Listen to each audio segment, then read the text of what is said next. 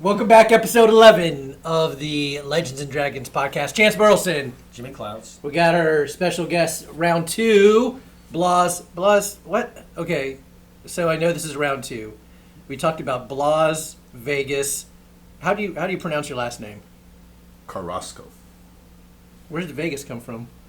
Every time I see it on social media, I'm like, Blas Vegas Carrasco. Carrasco. Because when people Is that your middle try name? No. Or you were born? No. No, my wife used to just tell me, why don't you just tell people that your name sounds like it's like Las Vegas but with a B in front of it, and then it would be more memorable. So now people know me as Blas Vegas. I'm like, oh, I can remember that, Blas Vegas. It worked. My brain went to Vegas. Your name's not Vegas. Well, he was jacking up my last name for forever until I corrected him. I still last don't time. have any idea who he is. Carrasco, right? Yeah, but he says it with a V. Yeah. So Blas Carrasco? Is that what you said? So here's. Well, hold on. Quiet down, Jimmy. All right. So And then he thought I was Italian. I do. Welcome back. We're the Legends there, by the way. Hearst, I Texas. say Carrasco. It sounds so much better when I use a V, which in Spanish is pronounced ube. Did you know, Jimmy, that by the time the average man is 35 years old, he has over 5 pounds of undigested red meat in his bowels? Oh man, I think that's an urban legend. That's a myth. Oh, here's an interesting Okay, little, go ahead. little factoid. All right. So my last name, I think I told you that my last name in Portuguese means the beheader. Ah, that's great. Blas the Beheader. That's from now on. I'm going to call That's it right. the Beheader. I So like there you that, go. man. Vlad the Impaler. Vlad the Impaler. Blas Blas the the Beheader, The yeah. Beheader. I like it. And Chance the not really anything, just Burleson. That's it. Jimmy That's it. named I'm after the my token father. person. Yeah. Yeah. Hey man, you boys survived these storms. You guys, how did your fine. property survive? It was with the fine. Just 90 heavy. mile per hour winds that we took. I saw the posts on social media, and I was in Azle at my house. Yeah. And we didn't even get one drop of rain. Shut Oh, wow. Yeah. Really? I was like, everybody's like, I just saw hail the size of a leprechaun's head, and I'm like, I want them to sun's see out more. at my house, and yeah. Oh, wow. It was crazy. That's great. Did you guys see that plane? I know you Oh. tagged me in that plane at DFW airport. The wind just moved it. It was at the, Yeah, that makes me uneasy. It was, and of course we got some more storms coming. I hate today, so- flying anyways. Yeah. Already as it is. Oh really? Oh, But yeah. It's good. Standard. I mean, it's safer than driving. That's what they say. So Blas, or actually Chance, how'd you meet Blas? When did you meet Blas? Well, I officially met Blas, just earlier this year, late In last February, year. I Yeah, think. yeah. But unbeknownst to me, I had met Blas unofficially 26 years ago when I fought one of his fighters. You even have a picture of it. I do, Up up on the there wall. on the wall. And I'm going to post it so you guys can see. Where was the fight at? It was at a gymnastics school in South Fort Worth. Okay. It was this is before MMA was a thing. Yeah. And it was like an amateur MMA thing with face cages, and it was great fun. It was Anything great anything fun. goes sort of thing? Yeah. Well, kind of, sort of. You Yeah. just couldn't, like, hit to the groin or anything. Yeah. Okay, so there were rules on this Yeah. fight. There were what? There were some rules. Yes, on this fight. there were rules. Okay. No, I did really well. Yeah. Did you? Blas, Yeah. Blas, what do you think? Did he do really well? No. No. No. No, He got smashed pretty good. Real to be bad. honest with you. And Real bad. it was a guy at your school, you said? Yeah, he had been training for like 4 months, I think. Yep. Yeah. 4 months. Mm-hmm. What happened in the fight? Like, did it go first round, second round, third round? And I don't think there were rounds, were there? No, Was it I don't just a time? think. It was just like a time limit, one time limit, I think, if I remember correctly.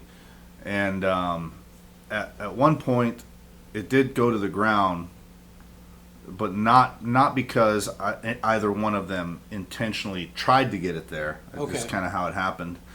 And then I think that's when Chance's face mask Yep, that's when the real beating took place. broken. Yeah. Because the guy was like ground and pounding. Yeah. Really? Did you have any ground Standing. game at that time? Or were you just still strictly... Yes, I would like to point out that the little-known first round, because it was elimination fights. Okay. So the first round, I won. With this guy? No. Oh, okay. No, his Yeah.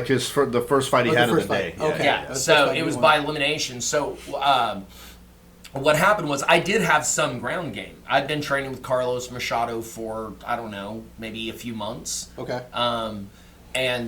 So the first guy, I wasn't as good as the second guy. Let me put that out there, right? He wasn't as good as the second guy. But the first guy, I hit him a few times. We went to the ground, and I did the signature armbar from a guard while he was still on his feet, and I submitted him. The first guy. Okay. But I was very fat. I was a smoker at the time, Okay. and So when you say you were fat, I'm assuming I was about that you 40 were- pounds. I was fighting as a heavyweight. But I'm assuming when you say that, you probably weren't getting ready for the fight. Oh God, no! I was Chance Burleson. I didn't need to get ready. I didn't need to train. Yeah, no, I was too good. Oh, okay. And clearly in my mind. And so I beat the first guy, but that was it. I was one trick pony. Like I didn't have anything after that. Little did I know the second guy was 100 times better than the first guy. Probably ran from Dallas to the fight. Ate a box of nails that morning. You know what I mean? Jeez, yeah. Looked like an underwear model. He was like 6'2". I mean, he was a specimen. Yeah. And I've never been beaten that bad in my life. The Yeah. thing is that my one admirable quality to this is that I was impressive in that second fight the way the Black Knight was in the Holy Grail. Like I was horribly outmatched, Yeah. but I just wouldn't stop Yeah. standing back up and fighting. Yeah. It's just a flesh wound, right? Like you got no dude, arms, legs. So the center ref was a friend of mine. Oh, okay. I didn't know And that. yeah, and he was, and so, while the fight was going, he stood us back up, and he was like, "Dude, Chance, like there's kids here, like you have to do something. I'm gonna stop. Like if you don't start doing something different, like this looks horrible, Yeah. really bad." And I'm just like, you know, Just like- yeah. I can get beat up for a very long time. Yeah. Yeah. That's like one of your skills. Jim Harrison told me that's not a skill. But yeah. funny. And actually the fight, like he didn't knock me out cold. Yeah, I know. But at the very end, the ref said, like, if you don't start fighting back, I'm gonna stop this. So I just took a knee and put my hand up in the air. I was like, yeah, you win. Really? Yeah.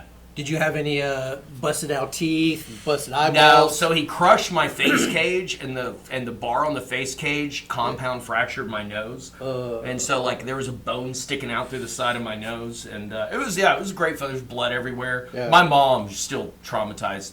Thankfully, she has, at this point in her life, she has no memory of it. Yeah. You know, yeah, because she's super old. So Blas, that was the fight that. So 20. How long ago did you say? It was 26 years ago. 26 yeah. years ago. Yeah.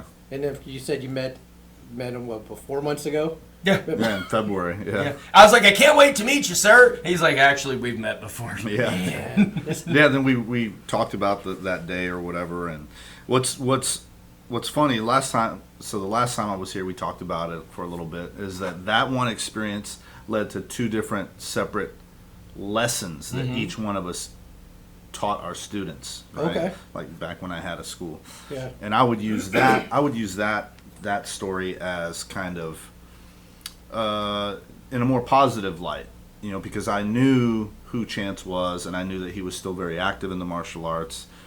And the guy that he fought, I mean, he ended up quitting just a few months after that thing. We don't even know what happened to the guy.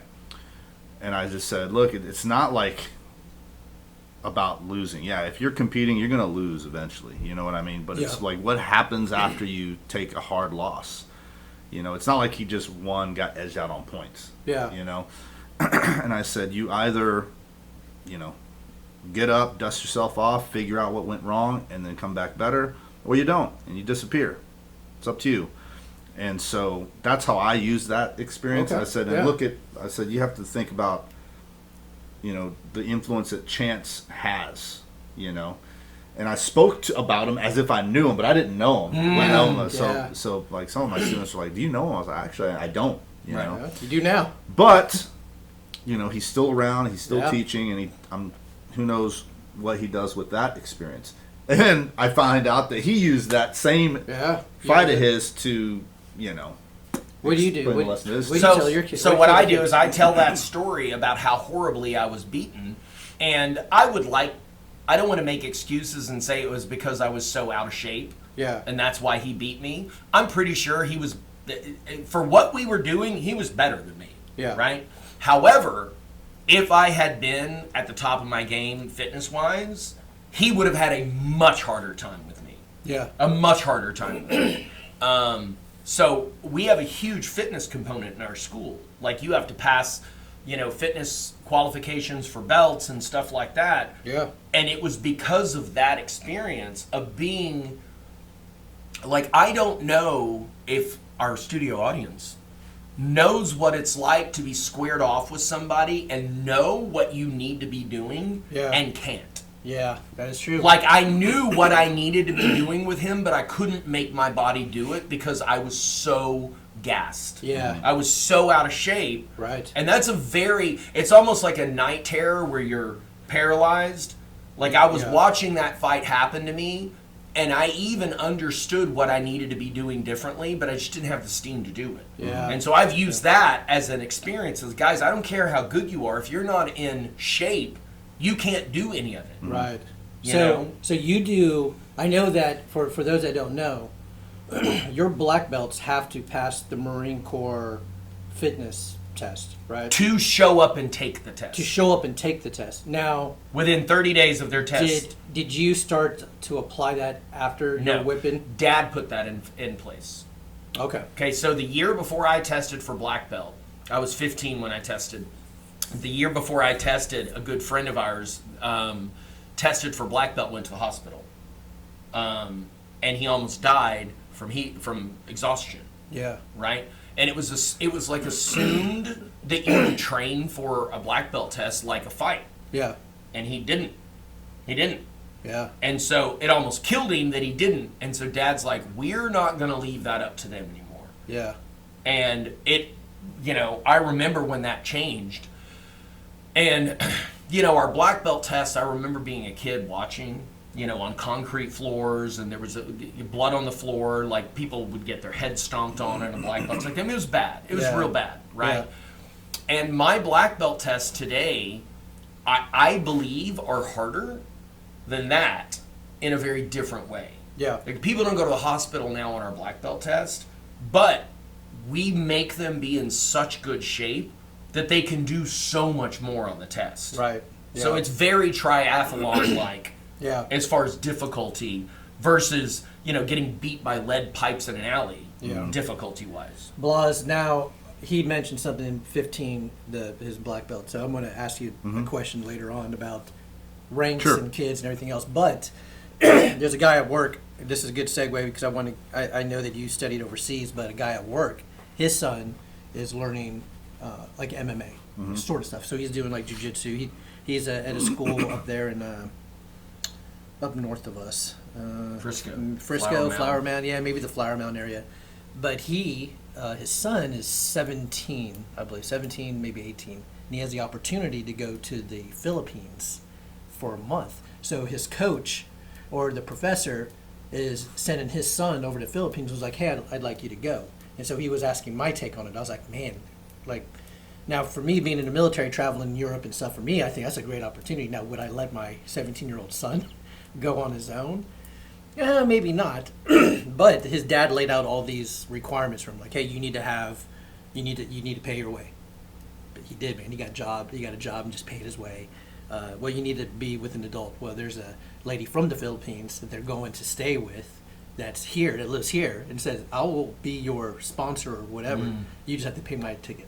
So, of course, they paid her ticket. So he's going to be out there for 2.5 weeks. Now, I know on take one, we talked about the Philippines. You trained over there, right? So Not in the Philippines, in Thailand. In Thailand. Or Yeah. maybe it's Thailand. Maybe Thailand. Maybe If I'm he's getting doing my- Muay Thai, he's probably going to Thailand. Yeah. I don't know. I don't know if he's doing Muay Thai.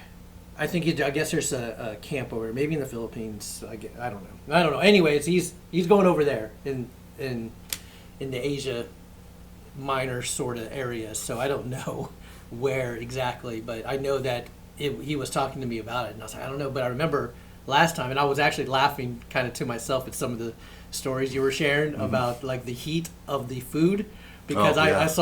I saw one of these things. I was like, man, that's going to tear up my stomach. And then I just started laughing to Don't myself. tell this guy's I'm dad. not, but I'm not going to share Blas's story. Yeah, I want to hear it. That's a different podcast kind of thing we did. But how did you start? How old were you when you started your martial arts journey? Now you're from Texas? Yeah, born and raised in Texas. About 19, roughly. So 19, kind of right out of high school, you were like, Yeah, I need yeah. to do something on the mats. Yeah, and a really good friend of ours, God rest his soul, he passed away a few years ago, but he was like our little brother in the group, and he was training with Eric Mattingly, who was my first instructor. Now, does he do in what discipline? So Eric Mattingly, his expertise was in Kung Fu Sansu, but he also trained under he trained BJJ with Carlos Machado. He did submission grappling with Guy Mesger and the guys at the Lions Den in Dallas back in the day, and he was a very well versed martial artist, very talented instructor and practitioner. So he basically taught in kind of some way what Chance is doing here a little bit is more of a mixed based system, right? Where we would spend a certain amount of time on grappling, a certain amount of time on boxing or Muay Thai, and then another bit of that time we would be focusing pretty heavily on like the Filipino martial arts stuff like Arnis and Kali, and then by the end of the month we would kind of all mix it together. Okay. It was kind of interesting little format that we had. But me and my best friend Chad, we came up together. And he's now actually a 3rd degree black belt in jiu-jitsu under JD Shelley. But well, he should have his 3rd degree, I should say. He still has 1 degree on there, but it just keeps being prolonged for whatever reasons. But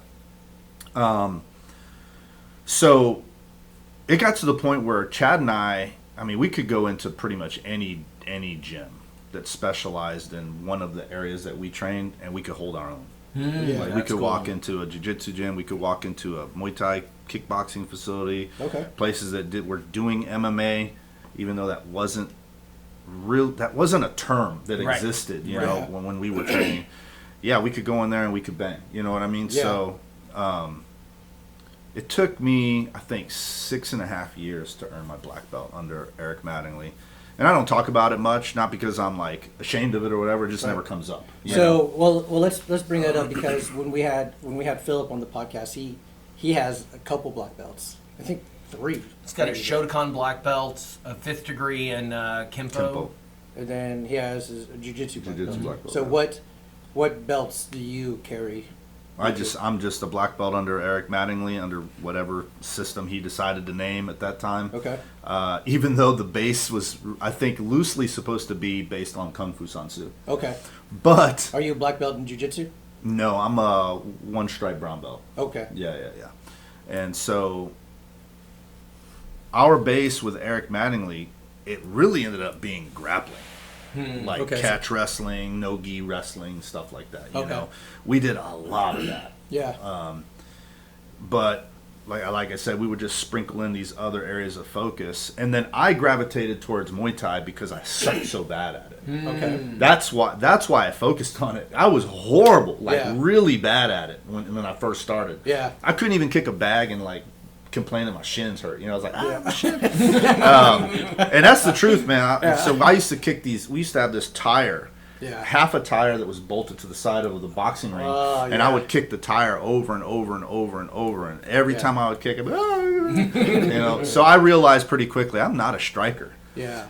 I was more of a natural grappler back then. Okay. But then I abandoned grappling and focused on the striking because I was just horrible at it. Okay. Yeah. So that's what led me to move to Thailand when I graduated college. Okay. I bought a one-way ticket, sold basically everything I had, said peace out, I'll see you when I see you, and rest is history. So 19, you joined the mats. You said about 6 years later, so about 25-ish. Yeah, 25. 25. And then where'd you go to college? Here in Texas? In Denton, University of North Texas. Okay. Mean Green? That's right. Mean Green. Yeah. So 25, you were like, I don't want to get into the job market yet, and you decided to one-way ticket Yeah. out here to Thailand? Yep. So just on a whim, did somebody? No, mention I've to been you? planning it for a year. Okay. So here's the funny thing. I had two things I was going to do. I Okay. was actually going to either one, ride my bike to California and show up and train with Hicks and Gracie. That was like in my head, my dream that I wanted to do. So a 10-speed bike you were going to ride? I just wanted to take a bike ride like Like what across kind the of bike? desert That's into the amazing. California, you know. Yeah. So Yeah, that is pretty cool. So because at the time I worked at REI. So I was already Okay. looking at bikes that I Yeah. could, you know. Okay, But yeah. I was like, you know what? I'm not going to do that. I'm pretty lazy. So then I started thinking about what else I wanted to do. And at the Yeah. time, Saxon Janjiro was teaching a daytime class twice a week, I think, out of our school. Okay. So I was training with him a lot. And I got to meet, you know, his really good friend who was visiting from Thailand, who became my coach and the guy I lived with out there. Okay. And when they found out that I was thinking about going out there, he was like, he kind of encouraged me, you know. He's like, no, you totally should go. You know, okay. and Jed and Tong, he said he'll take care of you and you have a place to live. And then that's how that started. So one-way ticket fly out of DFW. Mm-hmm. Probably It a was couple awful. stops. The whole damn thing was awful. Go on. I would love. I wanna hear about Oh, I do. So when did you fly out? Like the summer? I flew out May 12th. Oh, so you were. I Flying. graduated on May 11th. Okay, May 11th. You get your ticket. You fly out of DFW. You go to Thailand. May 12th. Of course, that's probably what, a day and a half. It's a pretty long flight. It was long. It sucked. I was hungry. I was tired. I get there. It's like 11. I don't know, like just before noon. Okay. And I get out of the plane. I'm walking down the whatever the hell they call that. The Jetway. yeah. And I can feel the moisture and the heat, the humidity. It just felt like the whole damn thing was going to collapse on me. And I was thinking, there's just no way this is a good idea. And I'm sure you didn't drink a lot on the airplane. No, So I you- didn't. I was so dehydrated, and I was like, "This sucks." So then I get into the airport, and you know, it's obvious I don't know where the hell I'm going. I can't read any of the signs much, and there's a few things in English, and so So did you know the language at all before you flew? I knew a out? little bit. Yeah, I took Okay. 4 months of language courses at the with a language teacher Okay. from the Buddhist Center of Dallas, and So you knew enough to get yourself in trouble. yeah, I knew enough. I got to a 3rd grade reading and writing and speaking level. Okay. Yeah. So I was like, I can communicate a little bit. So you get off. So how do you get? Was somebody there to meet you at the airport? Yeah, or did my- you have to my- pack your bags? No, my coach, Jed and Tong, was there outside I finally found him after getting harassed by numerous taxi drivers to try to get me to go with them and so they can sell my kidneys or whatever. But no, I'm kidding.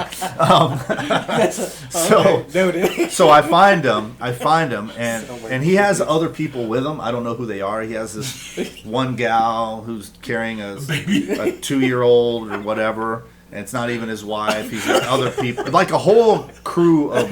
So you had a 5 small people. village with you. It was pretty much- And- Caravan. It felt like it totally felt like a gypsy caravan. So then What a great movie. we get to his car, and the only thing I can think is just how incredibly hot it is, you know. And I've got jeans on, and Oh. I've got 2 bags. I'm just miserable. So we get into the car, and I'm in the front seat, and I feel like it's a clown car, dude. Right. We're so Yeah. packed into what this kind thing. of car was this? That you had? It was small like village? a small little Honda Civic, and man, I felt like packed in there like a bunch of sardines, you Yeah. know. And I'm of course the biggest guy in the freaking car, Yeah. Yeah. and so he drops everybody off, and the first thing we do is he wants to go train, and I'm like, So everybody's good. So he just dropped everyone off. You yeah, get to- you and get then he's this- like, we go train.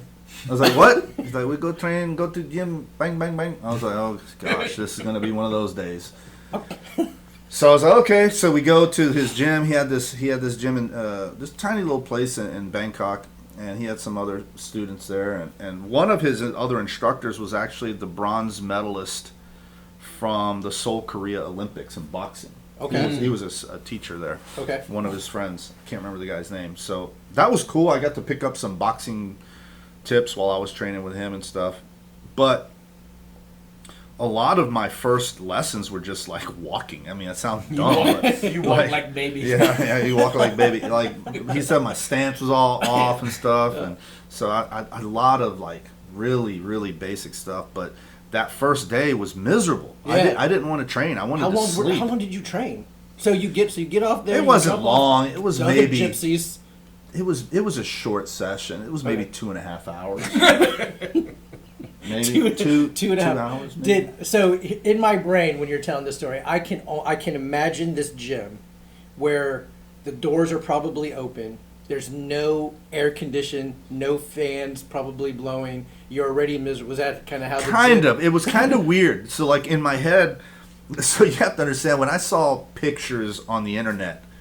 I don't even think YouTube was a thing back then. Right. So Yeah, I just saw a lot of still photos Yeah. of Thai camps. Okay. And then footage from like old VHS tapes that I used to get from Langson Traders Yeah, in yeah. Arlington, and I used to buy stuff off eBay of old videos that Steve Armstrong recorded. And so my frame of reference of Thailand was like these old school Thai camps that were like outside, Outdoors. covered, you Okay. know. That is not the first place we went to. He actually had an indoor gym that was 3 stories up in this small little building somewhere in Bangkok, and it had AC, he had fans and all that, but by golly, he didn't have any of that crap on. He had Right, the AC off, he had one box fan on in the corner, and it was like being cooked in an oven because it was just no windows were open. It was just Yeah. a box. I would have Yeah. much rather have been outside. Right, Yeah, right. yeah. So we were just in this building, Yeah. and it was miserable. So you were how long were you in Thailand? 6 months. Roughly. 6 months. Yeah. So you're training 6 months. So I know that there's a lot of. Did you fight? Like No. Yeah. I had one scheduled fight, and I couldn't do that one unfortunately because I got really, really like deathly ill, which sent me into the hospital. Yeah. But no, unfortunately, I didn't have the chance. I did have a really unique experience there, though. This we didn't talk about last time. I like new stories. I got a chance to help train and be the corner man for a really famous French Muay Thai champion. So Okay. his name is Fabrice Payen. If you believe- look him up on YouTube, man, you'll see. He was... Now, granted, when he was there in the islands, when we were down there in Koh Samui, Yeah. he was well past his prime. He was like 35, I think, or 36 at the time. But he was in really good shape. Yeah. And, you know, he came passing through, you know, just on vacation. Yeah. And it turns out he knew the fight promoter of the he knew the guy who was the fight promoter for one of the stadiums there in Koh Samui. Okay. And that guy was a close friend of Jedintong. He basically helped Jedintong open a new gym in Koh Samui. Okay. Yeah. Well, Fabrice knew that guy. Well, since the guy knew he was passing through, as a favor, he's like, hey, would you mind doing a fight in one of the smaller stadiums? So they call it show.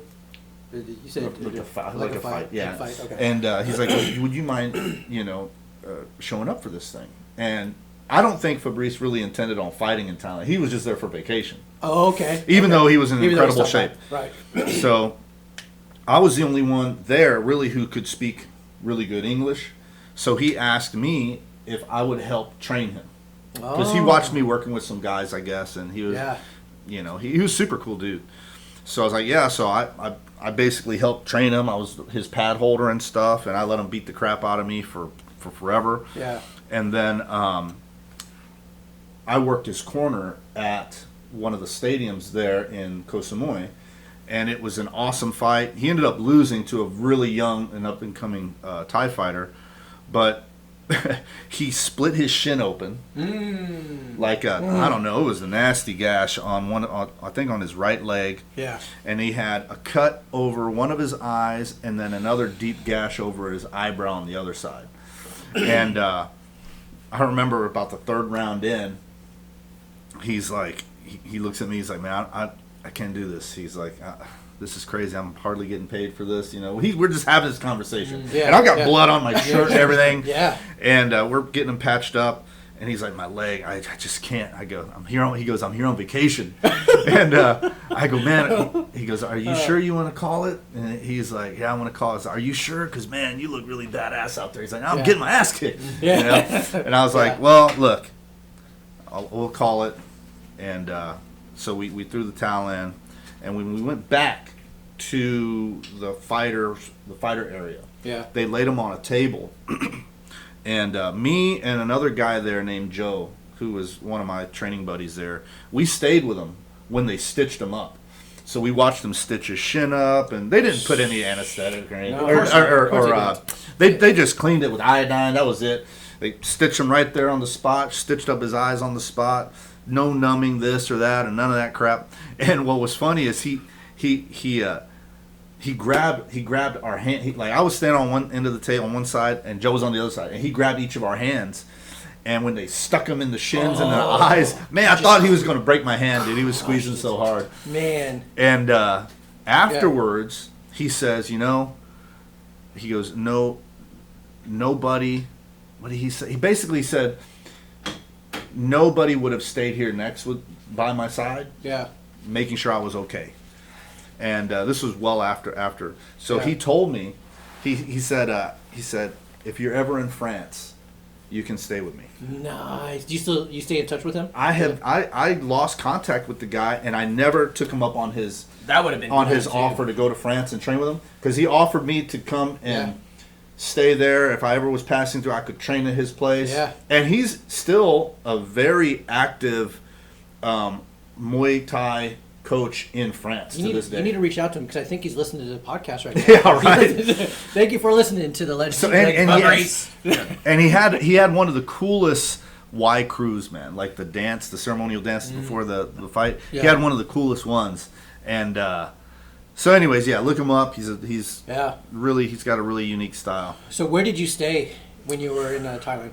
First month, I stayed in Bangkok with my coach in some little high-rise I mean, it sounds fancy when you say high-rise. It was like a 7-story building. Yeah. My room was at the very top that opened up and out into the roof of the building. Yeah. And then the remaining time I was in Koh Samui. So what was the? So you have to tell the story though, because I just started laughing. Which one? I got a lot. I know of you got a lot of stories, but this one we got to reshare. Your experience with the restroom situation. Well, besides the restroom situation, I don't think we shared that on the podcast. But No. not that one. The one where I think it was the same day after you trained. So you got off the plane, you trained for 2.5 hours. at the stadium? At the Yeah, stadium. yeah. So they take you to you so- to a fight. Okay, so after training, this is day one. After training, You haven't slept yet. I still haven't Yes. slept. Okay. After training, we decide to go back to his place so I can drop all my stuff off. Okay. So we get back over there. I bathe up really quick, and that was an experience too. I didn't tell you that. Yeah. So I was expecting like a shower or something. Like American style shower. American style shower, and his shower, like he didn't really. I mean, he had one, but I bet you couldn't even fit in whatever. no, I could fit. I could fit. It was just the room. It's like literally a bathroom. Like everything gets wet. They don't have a tub. It's like a and wet bath shower. in an RV. Yeah, it's just the Okay. whole damn thing gets wet. But so he had like a wall unit in there that had a shower, but for some reason it wasn't working. I don't remember. But to the right of that, he had a giant garbage can. Now, it was brand new, of course, because it had only been used for the shower. But it was full of water, this thing. Okay. With another bowl floating in it. Kind of was similar to what you would find in the bathrooms over there, but just on a larger scale. And so that's how I took my bath. I would take the water, splash it on me, soap up, take more water, rinse off, and then that would just be the end of it. Right? So then, so I took a shower really quick, and he told me to put baby powder, he told me to put baby powder on, afterwards, right? Okay. So he's like, no, put baby powder. And I was like, okay, I don't know why. So I guess this is a thing out there, at least, because the humidity's so bad, right? I can only imagine that baby powder just being like a cake mix. Oddly, it wasn't. It did keep me dry for a little bit, but it kept you from from stinking, I guess. But I didn't put too much, just enough. Yeah. So I just thought that was kind of a weird habit that I ended up picking up, because every time I would take a shower when I was done and dry, I would put baby powder all over my body. It was like kind of weird, but so anyways, we're done with that, and I'm hungry, so we finally go get to some really good but very hot food, which, you know, gosh, that was took some getting used to, because I had never really eaten that level of spice before. So did you just randomly go, hey, that looks good? No. He would take me to the street vendors, and he would look through all the pots, and he'd be like, no. And then he'd find one that was good, and then he said, okay, you can eat. And then I asked him about it. He's like, no, this one's dirty. That one's dirty. That one's... He goes, you want the clean food? And I was like, okay. I do. I trust you. I trust you. I would like to eat clean food. So yes. he was very particular about cleanliness and stuff. So then we bounce around and visit some people, but I didn't know this, but at the time there was a very big fight that was happening in Thailand. Okay. And I don't remember who was fighting or any of that stuff. All day one. Yeah, all day one. And it was at Rajamnaran Stadium, which is like one of the main stadiums there in Bangkok. So we go to this thing, and he's like, oh, big fight, we're going to go watch it. And he wanted to get me some good seats. So I was like, okay. I really didn't want to go watch the damn fight. Right. I was so tired. You just wanted to sleep. I just wanted to sleep. I'm just like, but he was dragging me around and all this stuff, and wanted me to see some cool stuff day one. So fine. So we get in there, and I have really good seats. I mean, almost ringside. Okay. And it's just me, and I'm sitting in between these two big, like, Australian guys or New Zealanders. I don't know. The accents are so similar. Yeah.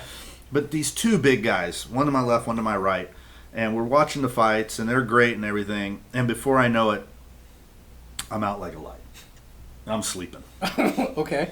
And I don't know what wakes me up or whatever, but I kind of come to. But I had kind of been leaning on one of the dudes, and I was like, "Oh man, I'm sorry, man. I'm so tired. I just flew in from the United States, and I've been going all day." And he's like, "That's all right, mate. You all right? Lean on there if you need a little rest or whatever." And I just look at him, and I was like, "All right, okay."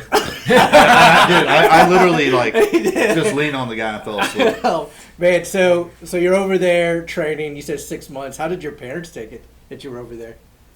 My dad was nervous. My mom, I don't even know if my mom knew. Yeah, my parents are divorced. She lives in Houston, so she didn't know that you were. I don't know. Gosh, to be honest with you, I can't remember. My dad knew, of course, and he had my coach's phone number and everything. Okay. But he was very nervous with me going out there. Yeah. Because especially at the time, 9/11 had just happened, right? So everyone's on edge anyway. Yeah. Everyone's on edge. I got pulled out of the line at the DFW airport on my way to Thailand by an MP and frisked right there on the spot. And why, I'm pretty much sure why they singled me out, because at the time, people, I had people tell me, man, Blas, I don't know what the hell you are. Yeah. Are you we talked about that in the pocket, right? Profiling. Yeah, so right? They don't know if I'm am I white, am I Hispanic, am I Arab, what am I? Are you Italian? Yeah, am I Italian? He thinks I'm Italian. I still do. So anyways, where were we going with that? I totally got off track. My dad was nervous and everything, but he thought it was cool still. So you said you got really sick. Oh, right? Was it right before you decided? So what made you decide? You know what? I'm done with Thailand. I need to head back to the States. My dad had a surgery on his shoulder or back. I can't remember. It wasn't like major or anything, but it was enough for him to be out of work for a little bit and stuff. And I could tell my dad was missing me. I was missing I was getting homesick. I starting to run out of money.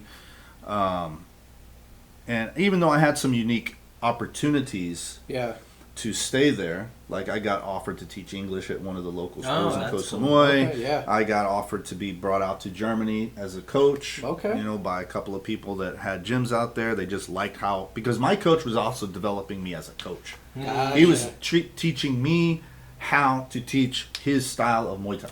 So do you So do you apply those principles today when you coach at your A lot, same- yes, a lot So of it's, the it's stuff. definitely I modified. hope so. Yeah. I was gonna say it's definitely modified because one of the questions I'm going to ask here is just the evolution of martial arts. But so do you think it was the food that got you sick, or was it? Oh, I know it Or was- or was it the, Was it a the mango? or was it the bath water that you? No, it wasn't the bathwater. It was a fruit vendor that used to come by our gym every Yeah. day, and he just sliced the mango right there, and I just really shouldn't have done that. Just took some bad mango, huh?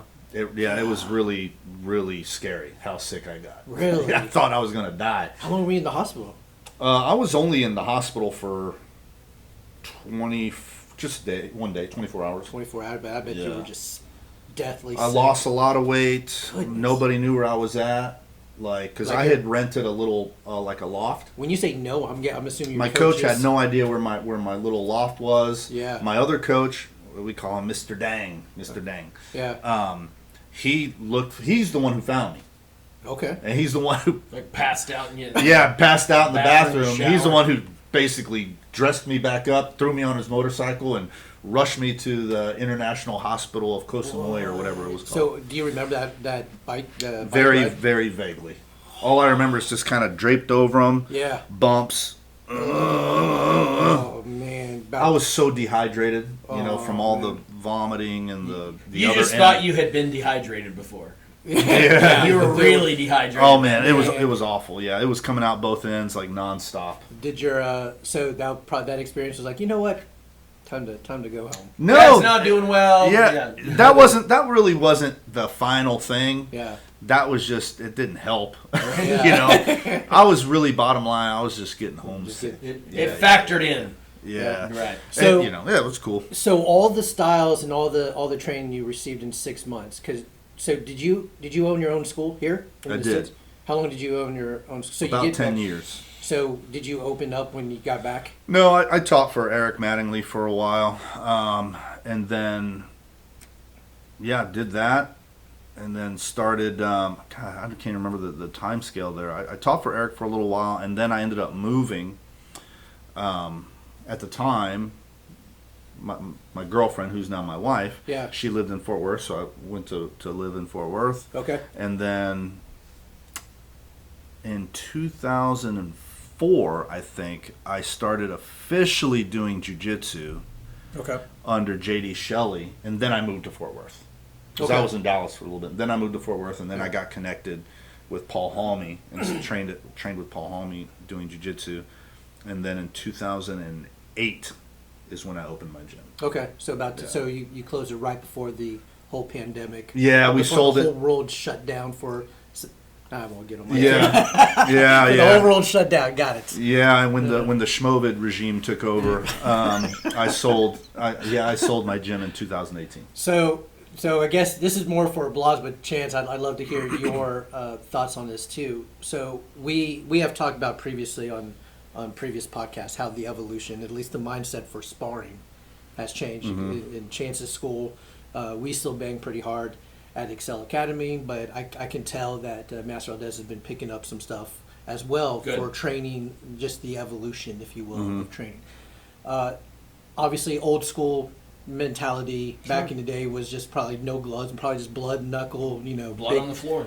So, Blas, for your training that you went over there to Thailand and you picked up some skills, how do you apply that today, and what kind of evolution have you seen in martial arts? Because you guys have both been double-digit years over me. So with when training in Thailand, obviously you can't come close to mimicking the format.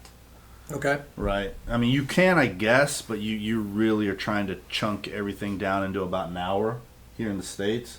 Whereas over there, you're training 2 sessions a day, 6 days a week, Sunday off, right? Okay. And you have a morning session that consists of a run. It starts off with a morning run. And then you come back and you do either you jumping on tires, you jumping rope, you're shadow boxing, you're working with your trainer, you're doing bag work, you're doing clinch work, and that session could be, I don't know, depending on where you're training at, could be, we'll say a couple hours, 2.5 hours maybe. Then you're gone for the day, you come back for the afternoon session, another run, the run is longer in the afternoon. and then you do a lot of the same work. It's just a more intense version of it, and then that session tends to be a little bit longer. So it's hard to mimic that here in the States and do it in an hour.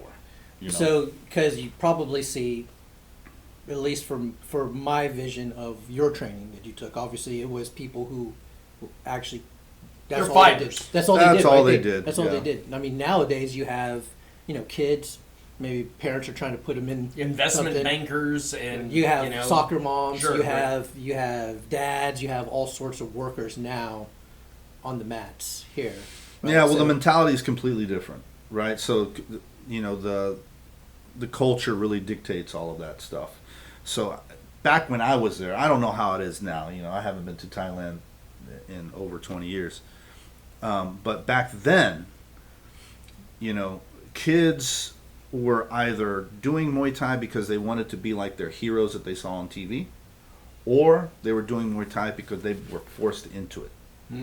Because maybe the family a way for the family to earn some type of money to support the family back in the villages. Yeah. Yeah. So many of the camps, back then would still support children and make sure they went through schooling and all of that. But fighting is fighting. You know what I mean? Do they have a belt? Like we have a belt system, obviously here. Do they have a belt system there? rankings, A any ranking sort system of ranking system. that you know of, or would I just, if I was in Thailand, I would throw talent on the mats, and then he would just.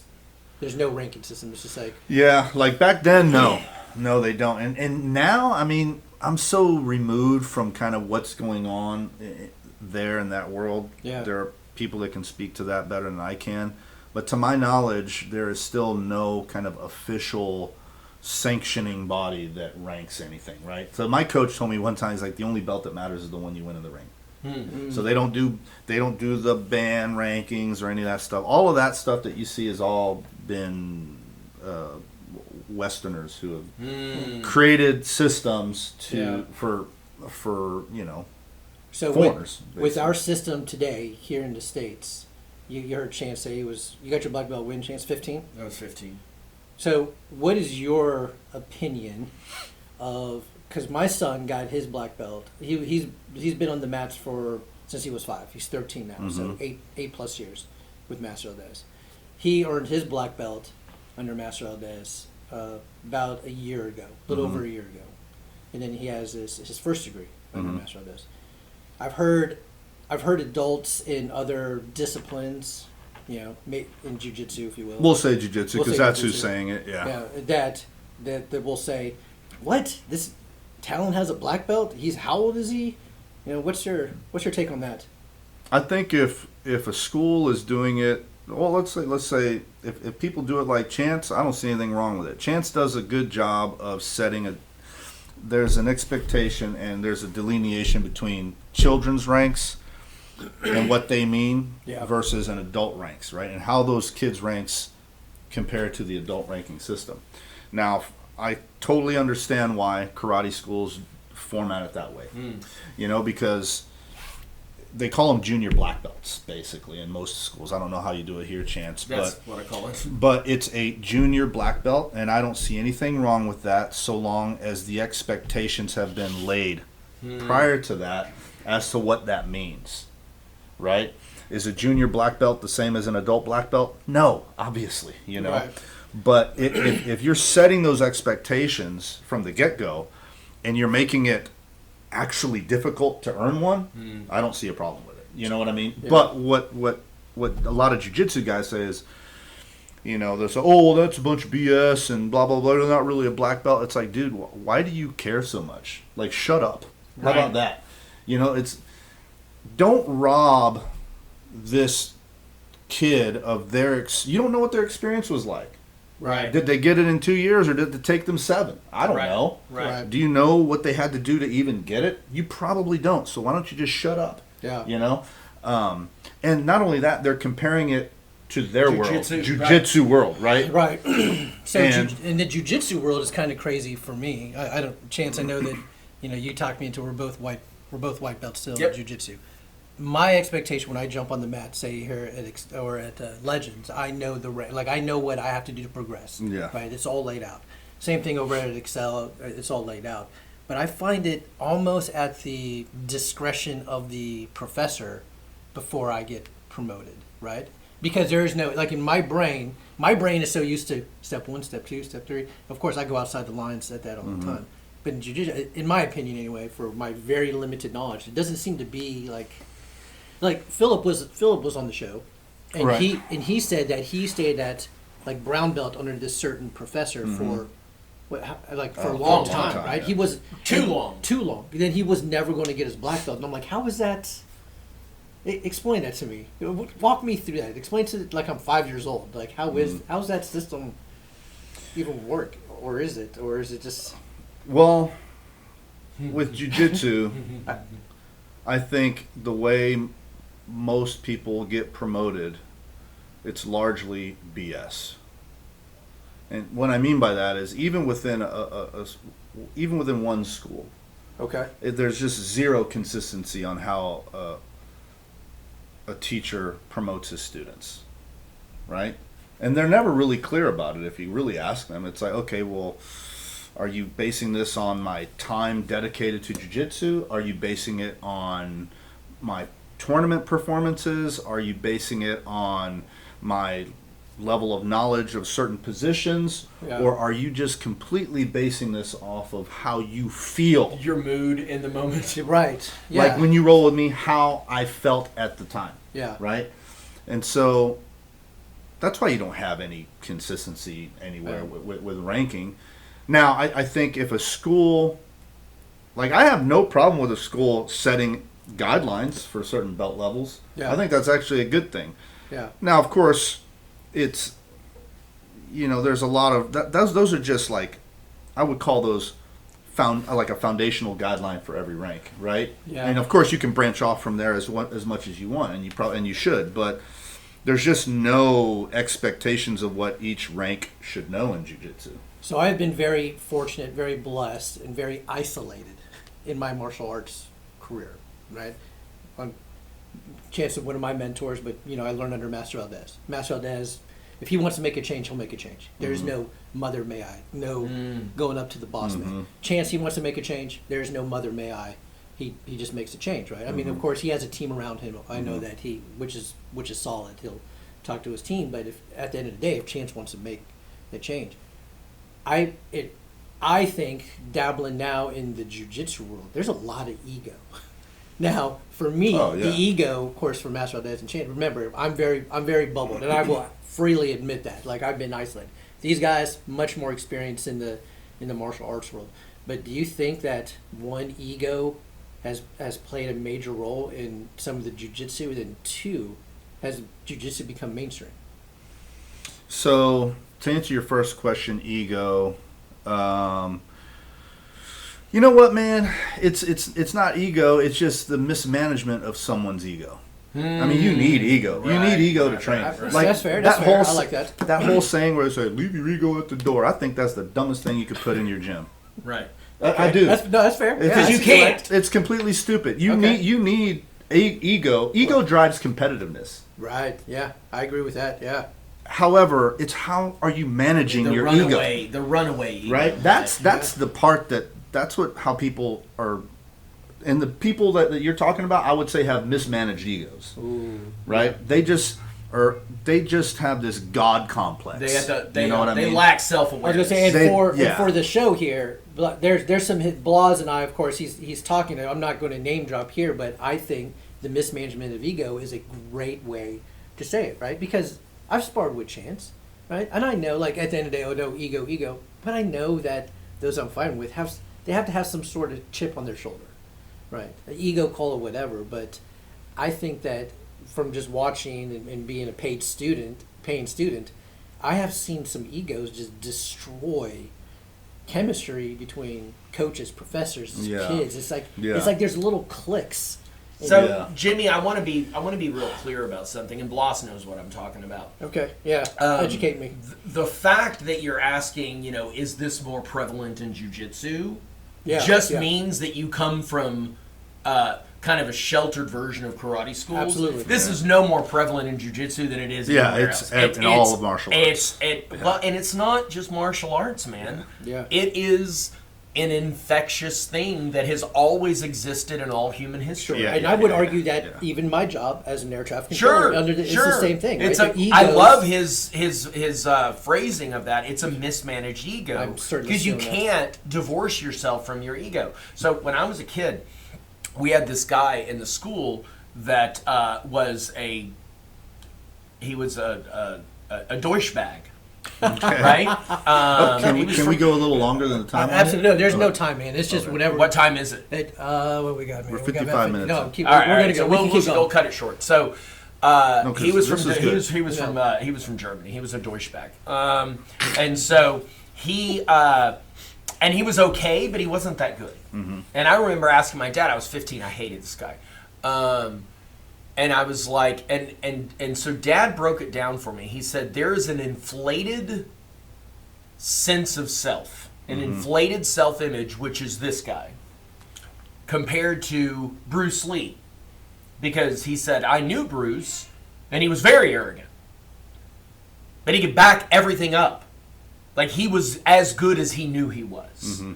And there's a lot of people who think they're a lot better than they are. Yeah. And I think that's what happens, is that when you've got that gnawing sense of, I'm a fraud. I'm not any good. You know? And then you pretend to overcompensate. You know what I mean? Yeah. That's where it comes from. Yeah. You know, when there's that discrepancy. Okay? Yeah. Um, So here's the thing that I kind of want to close on. Is martial arts for everyone? No, it's not. People whose professions, though, like you had pointed out, concern the lives of other people, then Right. they better be training in martial arts. But to say martial arts is for everyone, I think it's just not the truth, man. You know, and a lot of martial arts schools use it for marketing purposes. Here's the thing. I think everybody should at least try it. Right. Yes, I But it ain't going to be for everybody. And that's okay, too. You know? So we asked this question on the one that obviously messed up, but I firmly believe if you're in the military, if you're law enforcement, if you're security, whatever, you should absolutely 100% learn some sort of martial arts. In my opinion, you need to learn how to. I would even argue some sort of jiu-jitsu, at least knowing how to restrain your whatever the bad guy, if you will. And I think you need to learn the striking game. So, is martial arts for everyone? I mean, I like the way that you said it, even though we didn't say it yet on here. Is you're going to have people with different limitations, if you will, right? I mean, for whatever reason, maybe they don't like being touched. Yeah. Right? Maybe they have, but at least get out there and try martial arts would be. And I will say to anybody watching this who is looking into getting into martial arts, just because they have a black belt doesn't mean they're a good coach. Right. Oh yeah, we preach that too. Make sure you do your homework on the Yeah. school and on the coaches. Let's wrap it up here.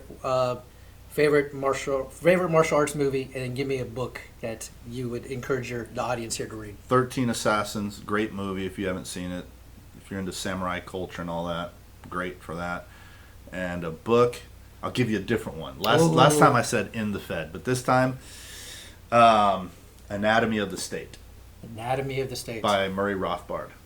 There you go. Read that and you'll turn into an anarchist, I swear to God. No. Chance, favorite movie. Raid 2, Redemption. Ooh, mine's I Teenage. still got it, Roger. Yeah. Mine's Teenage Mutant Ninja Turtles or Power Rangers. On that, we're ending here. Guys, thank you so much. Episode 11. And for some reason, Chance and I are still baffled that you guys actually want to listen to a couple of us clowns. I know I got your messages. This is the poor man's podcast, Right. okay? For some reason, sound didn't pick up. We don't have a big system yet. Maybe. I'm not Yes. confident that the sound picked up this one Yeah, either, you but know. we'll see. We'll see. That's We'll true. see you guys soon. Later. Us.